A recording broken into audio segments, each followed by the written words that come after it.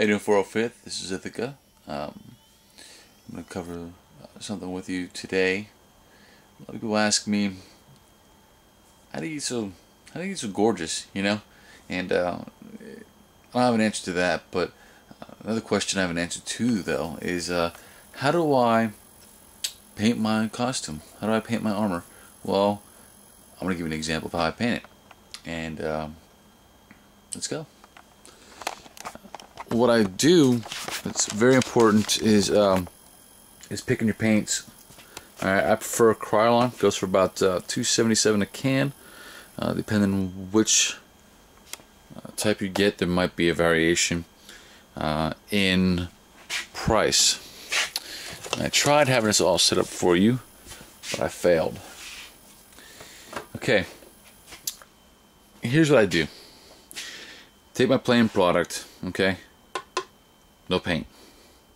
Step one is your primer. Okay, I use a gray primer. They have white primer, they have gray primer, brown primer, red primer, black primer. I go with the gray. It's a happy medium.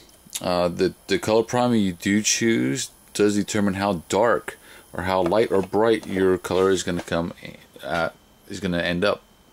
All right.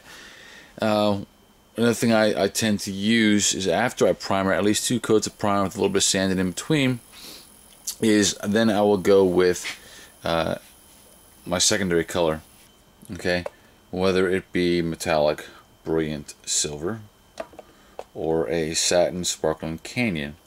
Now you'll see brilliant, satin, gloss, flat. As long as you end with a flat, you'll be okay. You don't want to really have a shiny uniform that shows all your defects too well. So you want to have a dull uniform or dull armor. So you want to end it in a flat. Your flat will not interfere with your satin or your gloss or your brilliant. If you mix paints, though, you will end up with a good chance of cracking, which I've covered before. Okay, so after my primer, and then in one of my secondary colors, okay, I use this with my red, this with my blue. Alright, once it dries thoroughly, I will take some of this. Yes, what do you know? It can be used for painting as well. Okay, I'll take some of that, and I will literally take a paintbrush, and I'll get a blotch of it, and I'll just dab it on, and do this with it across the armor on this secondary color. Now when you paint your secondary color, you can do it in spots where you know you're gonna, so you can conserve paint. You can do it in your high points and stuff where you know you're gonna make it look chipped rather than the whole thing. Once that dries, once you have your petroleum jelly on, then you go with your primary color.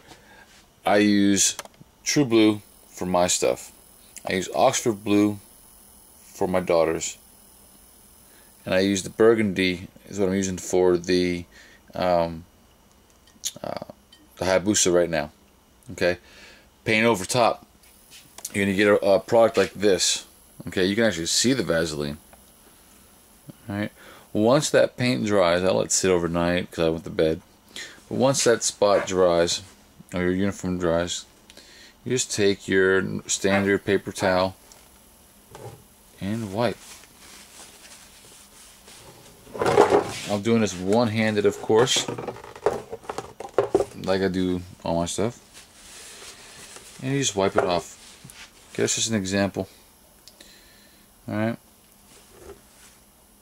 all your spots that have the Vaseline, just wipe. You already see the effect I'm getting. Just wipe. Just look at that. Now I have to take it all off, so I will of course get more paper towels and take it all off. You don't need, you can take a washcloth with some take a washcloth with some soap just to get all that ooey gooey off. But this is just to show you what I do. Alright, this is, there you go. Give you a nice good chipped look. Alright, now I'm not done. Once that's done, you could use, you want to use the black. Now, there's two techniques for the black. You can use Adam's technique, which is using the black primer, spraying, and then wiping. The key is black primer, not black paint. The black spray paint sticks way too fast, and when you go to wipe, you'll see, oh crap, it's black. It sticks way too fast. Gotta be primer. Now, what I use, because I'm not as talented, okay, as Adam, so what I tend to use is just an acrylic black. And I will take the acrylic black and a paintbrush. It's a small paintbrush, and I'll dab it all in there. Blah blah blah blah blah. Okay, all in there, and then I'll take my awesome work T-shirt and wipe it out. So you can end up with the all that detail stands out. You have to have that black for the detail to stand out. If you don't, there's other ways you can do it with a paintbrush and some silver and highlight your edges. Okay, this is the, now I'm not the creator of this technique. This is a guy named Brian. He had created this technique, and I had liked it, and I had used it. Mine varies from his a little bit. Okay, your black you want to get everywhere as well, because it helps to increase the battle damage, not just around the detail. Okay, so you want to put it everywhere and wipe it off.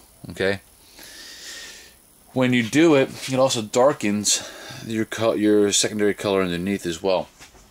You'll look here. All right, this color gray versus this color gray.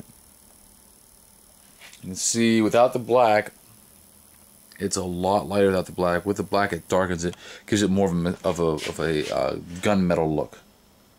All right, here's some back pieces I'm working on. All this will be blacked in, and then start doing my blacking detail. Okay, it's rather simple. It's gonna be my Busa backpack, and that is my new blue backpack. Okay, wow, look what magically happened. Must be those garage elves. Alright, yeah, all the Vaseline's cleaned off. Okay, took me a few minutes and a few paper towels. Okay, so like everybody else. So there you go. You have your metal look. Alright, now what I'm going to do, just to show you all, I'll give you all a demonstration. What I'm going to do is I'm going to take a little bit of black, my acrylic black, okay? And don't be too stingy. Let's just take this section right here, okay? Just literally just dab all that black, okay? To include your metal, alright? And your detail. I'm trying again, one-handed. And then just take and wipe. And you got, and what's cool about using the acrylic is that it does give you some time to play with it, for one, and two, water will wipe, when you first get it done, water will wipe it off, which is nice.